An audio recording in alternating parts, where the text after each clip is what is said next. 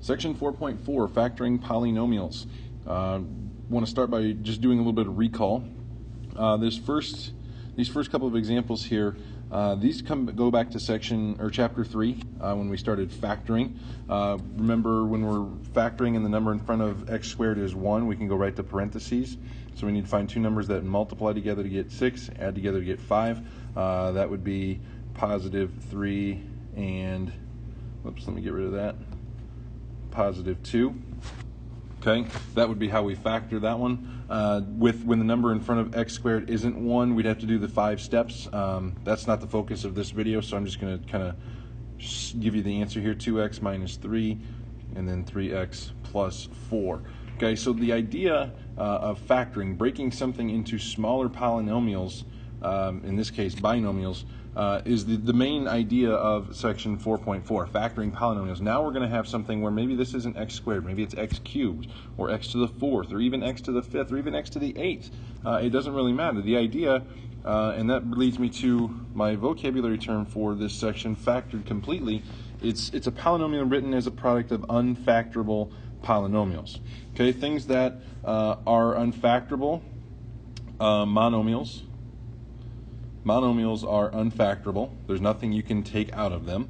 And then also all degree 1. All degree 1 polynomials. Okay? Ideally, we would like to break our new polynomial into things that are monomials and all degree 1s.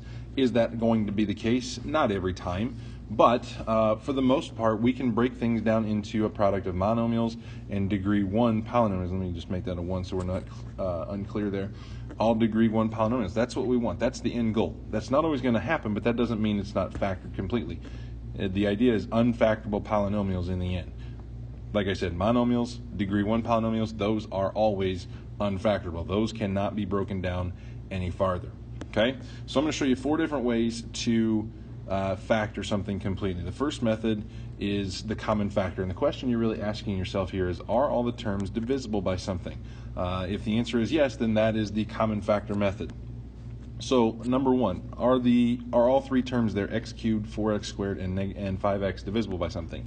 The answer there is yes, and what they're all divisible by is x. Okay, so if we take an x out, x cubed, and we're basically thinking either the distributive property to get this, or take each of these terms and divide it by the one you just came up with. Okay, so x cubed divided by x is x squared. Negative 4x squared divided by x is negative 4x. And negative 5x divided by x is negative 5. Now, this is the common factor part. But is this unfactorable? Well, let's see. We've got a number in front of x squared that's 1, so we could probably go down to parentheses. We need 2 numbers that multiply together to get 5, or negative 5, whoops, and add together to get negative 4. Those 2 numbers we can find. Okay, those 2 numbers are negative 5 and positive 1. That's how we would break down this trinomial, I guess 3 terms in red, into 2 binomials, 2 degree 1 polynomials here in blue. Don't forget though, anything out front stays with it. So your final answer then is this one here, x times x minus 5 times x plus 1. If you're not sure if you've got the right answer, you could go ahead and FOIL that and then multiply it by x, and you should get right back to where you started. That's how you can check to see if in fact you do have the right answer. Let's try another one here. Number 2. 3y to the 5th minus 48y cubed. Well, I see that they both have y, so I know I'm going to take y out. But the question is, how many y's? Well, this is 3 and this is 5. So the number that they both have in common is 3. They both have y to the at least 3 y's with them. So we can take a 3 out. Now, 3 and 48. They're both divisible by 3. Okay, so we can take 3y to the 3rd out of our polynomial. And let me switch colors here. So if we take 3y cubed out of both, 3y to the 5th divided by 3y cubed, the 3's here will cancel. Y to the 5th divided by y to the 3rd is y squared. 48 divided by 3 is 16, so it's going to be 16, and it was negative 48, so it's negative 16.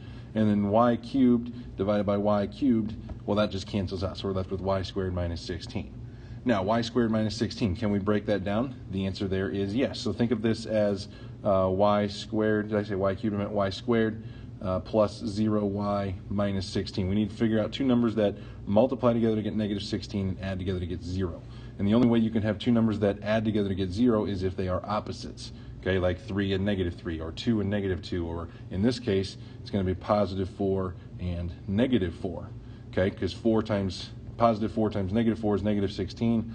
4 minus 4, or 4 plus negative 4, that's 0. Okay, and then the variable here is y, and don't forget that your 3y cubed comes with it. So right here, 3y cubed times y plus 4 times y minus 4 is your final answer. This is a monomial. There's no adding or subtracting. This is a degree 1 polynomial. This is a degree 1 polynomial. If it's monomials and degree 1s, it is factored completely. Let's try another couple. 5z to the 4th plus 30z cubed plus 45z squared. What are they what are they all divisible by? Well, 30, 45, and 5 are all divisible by 5.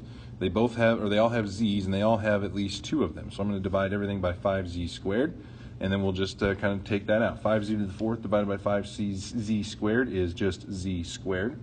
30 divided by 5 is 6. Z cubed divided by z squared is z. 45 divided by 5 is 9, and then the z squareds will cancel. Okay, z squared plus 6z plus 9, that can be broken down into z plus 3 times z plus 3, okay, because we need two numbers that multiply together to get 9, add together to get 6. Those numbers are 3 and 3, and then don't forget that your 5z squared comes with. So right here, this 5z squared times z plus 3 times z plus 3, that is your final answer. Now, if you want to write it so you only have one z plus 3 because you have 2 of them, you could write it as 5z squared times z plus 3 squared. That would be fine as well, either one. And then number 4 here, 4x squared plus 4x minus 32. 432, all divisible by 4. They don't all have x's, so I can't take anything else, but I can take the 4. So let's do that. 4x squared divided by 4 is x squared. 4x divided by 4 is x. Negative 32 divided by 4 is negative 8. Now we need to find two numbers that multiply together to get negative 8, add together to get 1. The problem is there aren't any sets of numbers that do that. So I don't know that this can be factored in down any farther. I would say this right here, 4 times x squared plus x minus 8, is your final answer, because this is unfactorable. Unfactorable, this part from here. Okay, so remember the definition of factored completely, whoops, let me go back, product of unfactorable polynomials. Well, we have an unfactorable polynomial. This is factored completely, number 4, even though we couldn't get it down to degree 1 polynomials, and that's okay. Sometimes it's not going to happen. Okay, so that's method 1, common factor. Method 2 is special patterns, and these are going to come up a lot here in the near future. So I would definitely familiarize yourself with the special patterns. There's 3 of them, but I kind of condensed it down into 2. The first one is the difference of squares, and the difference of squares says a squared minus b squared, so you can see difference meaning subtracting, and then squares, obviously a squared and b squared. How a squared minus b squared factors out every time. And we had one of these already. We had one of these here in, whoops, that was supposed to be scrolling. This right here, y squared minus 16, that's a difference of squares, because y squared obviously is a square. 16 is a perfect square because it's 4 times 4. Okay, how this breaks down then is going to be a plus b, a minus b. Both a and b are the square root of a squared and b squared. So we're going to have a and b in both, and then 1 plus, 1 minus. So for example, let's say I had, x squared minus 81. Okay, this is a difference of squares because x squared, obviously, square root of 81 is a nice number. Okay, so we'll have x and 9, x and 9, 1 plus, 1 minus. That is how you factor a difference of squares.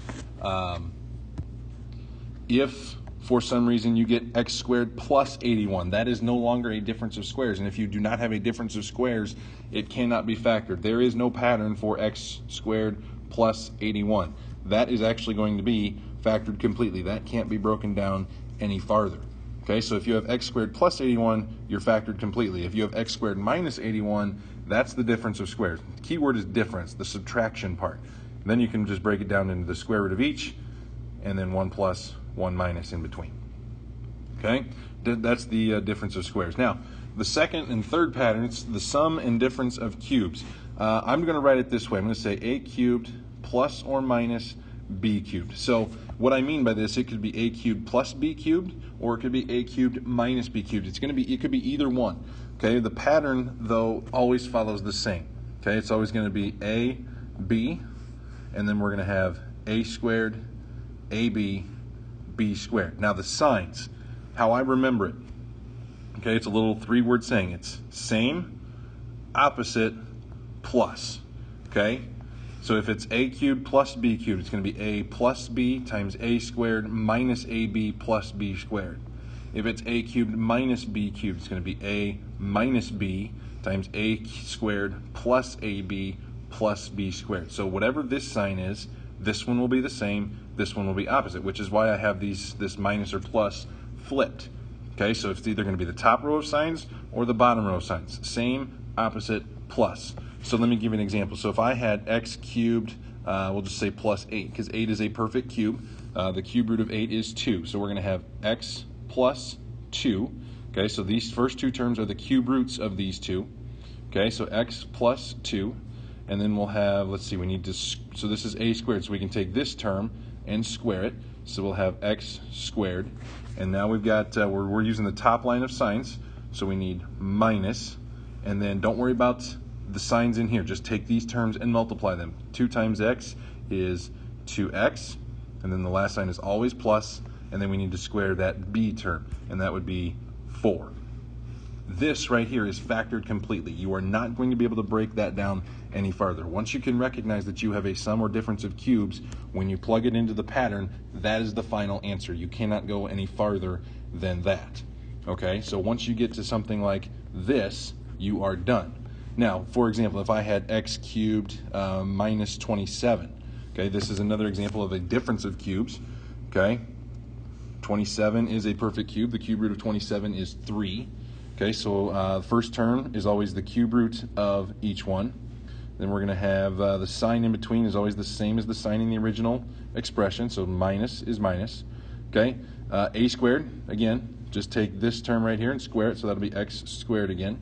The next sign is always the opposite, so it's plus this time. It says ab, whoops, wanted the pointer there, ab. So we take these two terms, multiply them. Do not worry about the signs. This one is going to be a plus. Okay, this one is always going to be the opposite of that one, regardless of what these two numbers are. These two signs are always opposite. So we take x times 3, that gives me 3x. Last sign is always plus, and then we just need to square this term. 3 squared is 9. And that is your final answer for sum and difference of cubes. Okay, so there's a couple of examples, or an example of each one, how they work together. But obviously, I've got a few more examples here for you. Let's give a few of these a shot. So number 1, let's go with x squared minus 9. Obviously, we're dealing with a difference of squares here because x squared is a perfect square, 9 is a perfect square. To find the factors, we just take the square roots of both, x, 3, 1 plus, 1 minus, and we are factored. That is the final answer for x squared minus 9. Because, remember, definition of factored, degree 1s, we can't go any farther than that. Okay, let's try another one here. Number 2, how about x squared minus 1? X squared is a perfect square. 1 is a perfect square. We do have a difference of squares here, so we can go right to the pattern. Square root of x squared is x, so we're going to have x for our first term. The square root of 1 is 1, so we're going to have x and 1, 1 plus, 1 minus. Could you write it as x minus 1 times x plus 1? Absolutely. It's personal preference. It really doesn't matter. Okay? Let's try another one here. Number 3. Let's maybe move to the cube one. How about x cubed? Let's go with minus 64. Okay, 64 is a perfect cube. That is that would be 4 to the third power. 4 to the third power is 64, so we do have a difference of cubes here. So let's just fill in our parentheses. We know I need a short one and then I need a longer one. The first term is the cube root of this one, so that's x. Second term is the cube root of that one, so that is 4. What number to the third power is 64? That is 4. That's what goes there. The sign in between them always matches the sign in the original expression. Okay, so we're going to start with x minus 4. Next term is this one squared, so x squared is obviously x squared. The next sign is opposite of the one you just had, so now it's going to be plus. We need to then multiply these two terms. X times 4 gives me 4x. Last sign is always plus, and then the last term is this number squared. 4 squared is 16. That is your final answer here. X minus 4 times x squared plus 4x plus 16. Again, if you're not sure if you've got the right answer, go ahead and multiply this out. You know how to do that. What you should get then is x cubed minus 64 in the very end. Okay, let's try another one here. Number 4. Let's go with, how about 8x cubed minus 125? This is also a difference of cubes, okay? 8x cubed is really 2x to the third power minus 125 is actually 5 to the third power. Okay, so we do have a difference of cubes here. Sometimes it's not going to be as blatantly obvious as, well, there's a cube, so it's got to be cubed. 64 obviously is a cube. Okay, sometimes you might have to do a little deducing to figure out what the cube root, or what times itself 3 times, gives you that term. Okay, so 2x cubed minus 5 cubed. So we do have a difference of cubes. Okay, so let's fill in our pattern here. We need a short one, then we need a longer one. The first term in the short one is the base on this one.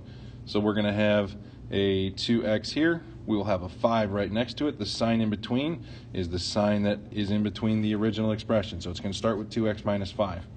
Next term right here, this is the square of this one. So think about 2x times 2x is 4x squared. Okay, the next sign is always the opposite of the one you had in the middle in the first one. So now it's going to be plus.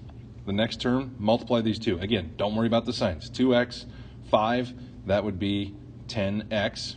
Last sign is always plus, and the last term we need to square that term in the first parenthesis. 5 squared is 25. This is your final answer for number 4. 2x minus 5 times 4x squared plus 10x plus 25. Okay, let's try something a little more difficult. This will be our last example for method number 2. This is number 5. Let's go with, how about 16x to the 5th plus 54x squared. Now, with this one, it's not obvious that we have a sum of cubes because 16 is not a cube, 54 is not a cube, x to the 5th is not a cube, x squared is not a cube. So what we need to think, let's go back to method 1. Are they all divisible by something? And the answer to that is yes. 16 and 54, they're both divisible by 2. X to the 5th, x squared, well, they both have x squareds in them. So let's take 2x squared out. 16 divided by 2 is 8. X to the 5th divided by x squared is x cubed. 54 divided by 2 is 27. And x squared divided by x squared cancels out. So what we do in fact have now in the parentheses is a difference of squares. 2x squared, that's just along for the ride for the rest of the way. That's not going to do anything. It's not going to play into how we factor x cubed plus 27. We just need to write it at the end. So let's just focus on 8x cubed plus 27. That is a difference, it's a sum of cubes this time. 27 is 3 cubed. 8x cubed is 2x cubed. Okay, so we'll have a short parenthesis, a long parenthesis. First term here is the cube root of this. 8x to the 3rd is, that's 2x. 27, that's 3. Sign in between matches in the original expression. Next term, we square the first one in the parenthesis. 2x times 2x, again 4x squared. Next term, let's see, the sign is going to be the opposite of what we had, so that's minus. Multiply 2x times 3, that's 6x. And then the last term, let's see, the sign is always plus, and then square that second term in the binomial. 3 squared is 9. So 2x plus 3 times 4x squared minus 6x plus 9, and then don't forget your 2x squared out front. This is your final answer for number 5. Okay, let's move on to method 3, factor by grouping. In order for factor by grouping to work, the polynomial must already have 4 terms. And then it's basically, we start with step number 4 back in the factor by grouping notes from section 3.1. So we don't need to do any multiplying. We don't need to find any numbers. We don't need to rewrite. We're already set up to go ahead and factor the pairs. Okay, so for number 1, all we need to do is take our first 2 terms, our second 2 terms, and factor. Okay, so z cubed plus 5z squared. They are both divisible. Well, the only thing they have in common is z squared. Okay, so then if I divide by z squared, z cubed divided by z squared is z. 5z squared divided by z squared leaves me with 5. So I've got z plus 5. Do the same thing with the purple ones. Negative 4z, negative 20. They're both divisible by 4. But the rule that the parentheses have to match, let me put the parentheses in here. The rule that these parentheses have to match still holds. Okay, so these two still need to match. If they don't match, then you either did something wrong or you can't use factor by grouping. Just because there are 4 terms does not necessarily mean you can factor by grouping. You still need to have that common factor. In this case, it's going to be z plus 5. What I'm going to do is I'm going to divide by negative 4, so then that way I can get positive z, and negative 20 divided by negative 4 is positive 5. So I do, in fact, have that common term. That parenthesis is the same. So when I write my product, then, first one parenthesis is what's inside the parentheses, so z plus 5. The second set of parentheses comes from the outside still, z squared minus 4. So z plus 5, that's a degree 1 polynomial. That cannot be broken down any farther. But z squared minus 4, what I hope you recognize is we have a difference of squares. So what we can actually do, this one can be broken down farther.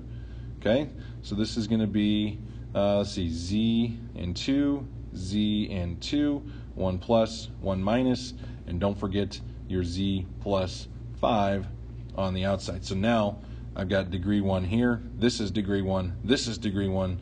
Now we are factored completely. Okay, so that is your answer for number 1. Let's try another one here. Number 2, x cubed minus 2x squared minus 9x plus 18. First two terms, x cubed minus 2x squared are both divisible by x squared. Let's see, so when I do that, x cubed divided by x squared is x. Negative 2x squared divided by x squared is negative 2. Do the same thing here. Let me come up with a different color. How about back to purple? Negative 9x, positive 18. My signs are in opposite order, so I'm going to divide by negative.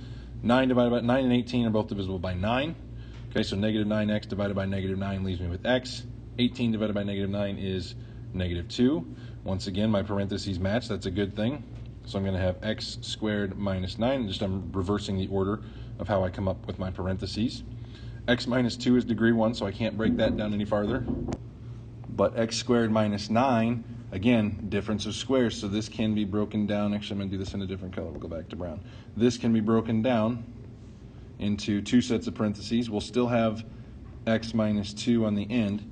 Okay, so when we break down x squared minus 9, that's again a difference of squares. x 3, 1 plus, 1 minus. This is your final answer. So x plus 3 times x minus 3 times x minus 2. When you do factor by grouping, chances are you're probably going to have a difference of squares somewhere, or a difference of cubes, or something where you're probably going to be able to go down a little farther. All right, the last method, quadratic form. And what I mean by quadratic form is the exponents must have a 2, 1, 0 pattern. So if in the original one, way back at the beginning of this video, we started with x squared minus 5x plus 6. Okay, so, and then which I want you to notice is the first exponent is 2, the next exponent is 1, and then we don't have 1 here.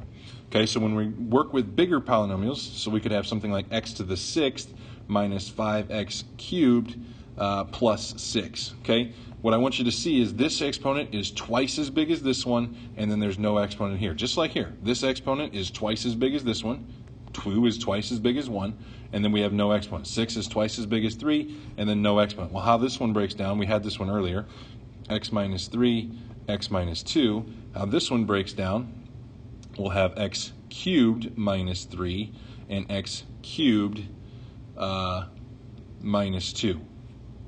Okay, so what I want you to notice, each of these terms comes from that middle term, just like in here, x and x, x and x, x cubed, x cubed, x cubed, x cubed. Now, if you get something like this and you can go down farther, let's say this was x cubed minus 1, that's a difference of cubes. You can break this one down farther, or if you could break that one down, maybe you'll be able to break both. And that's an option. That's a possibility. If you can break it down, again, go farther. So let's try a couple here before our time runs out. Number 1, 3p to the 8th power plus 15p to the 5th plus 18p squared. So the first question, are they all divisible by something? 3, 15, 18 are all divisible by 3, and they all have some p's. They all have at least 2. So I'm going to take 3p to the 2nd out. So 3p to the 8th divided by 3p to the 2nd leaves me with p to the 6th. 15p to the 5th divided by 3p to the 2nd, that is 5p to the 3rd. And then 18 divided by 3 is 6. P squared divided by p squared is 1. It cancels out. Okay, so I'm left with p to the 6th plus 5p to the 3rd plus 6. Obviously, now I have the 2, 1, 0. Up here I didn't, because this obviously has an exponent. This is not twice as big as that one, and then it doesn't make sense. But now, in the parenthesis, I do have that pattern. I've got the 2, 1, 0. So it could be 6, 3, 0, or 8, 4, 0, or 4, 2, 0. All of those patterns work. They are able to be used. Okay? So now let's go ahead and break down this. We have quadratic form. We have the 2, 1, 0 pattern. Okay? This is going to be p to the 3rd. This will be p to the 3rd. Okay? 3p to the 2nd stays out front. Doesn't do anything for us anymore other than just hang out there. We need two numbers that multiply together to get 6, add together to get 5. The rules don't change. Okay? Those two numbers, positive 3 and positive 2. Again, if you had something that could be broken down, you should certainly break that down even any farther. But p cubed is a cube, but 3 is not. P cubed is a cube, neither is 2. So these two binomials here with the p cubes, those are unfactorable. That is your answer there, right there. 3p squared times p cubed plus 3 times p cubed plus 2. Let's try another one here. Number 2. How about 2x to the 13th power plus 10x to the 9th plus 8x to the 5th. Again, let's we don't have that 2, 1, 0 pattern right now, but let's try dividing everything. 2, 10, and 8 are all divisible by 2. They all have at least 5 x's, so we'll take 2x to the 5th out. That leaves me with x to the 8th plus 5x to the 4th plus 4, and that's it, just 4. Okay, so now we've got the 2, 1, 0 pattern. So this one is factorable from here. So I'm going to break that one down. After I get these parentheses written, I'll slide that up. Okay, 2x to the 5th stays out to the front. Let's see, x to the 8th, 5x to the 4th, and 4. So the number in front is 1 again, so we can go right to parentheses. This will be x to the 4th this time, x to the 4th. Okay, we need two numbers that multiply together to get 4 and add together to get 5. Those two numbers, positive 4 and positive 1. Let's see, x to the 4th plus 1. I don't know how we can break that one down. Same thing with x to the 4th plus 1. I would say we are factored completely. All right, number 3. Let's go with x to the 4th minus 9. Now, I'm going to argue that this is a difference of squares. X to the 4th is x squared squared, and then 9 is obviously a square. That is 3 squared, okay? So remember the difference of squares pattern. We need two parentheses. First term is always the square root of the original first, so x squared. Second term is always the square root of the second term, so x squared and 3 in both. And then for difference of squares, one's plus and one's minus. Now, x squared plus 3 is not degree 1, but it's not a pattern that we can use. This one does not have a factor. This is not factorable. X squared minus 3, we have a difference, but the problem is 3 is not a perfect square. So this one is done as well. Let's see if we can get one more here in our allotted time. So number 4, let's go with x to the 4th plus 2x squared minus 24. We already have the 2, 1, 0 pattern. Okay, so we can go right to parentheses. The first term is going to be x squared in both. We need to find two numbers that multiply together to get 24, add together to get 2. The negative 24 and add together to get 2. Those two numbers, negative 4 and positive 6. Now, x squared minus 4 can be broken down. This is a difference of squares. Okay, so this one can be broken down a little further. So this will be x2, 1 plus, 1 minus. X squared plus 6, that is not a difference. 6 is not a square. I would say x squared plus 6 stays right where it's at. This is your final answer for number 4. X plus 2 times x minus 2 times x squared plus 6.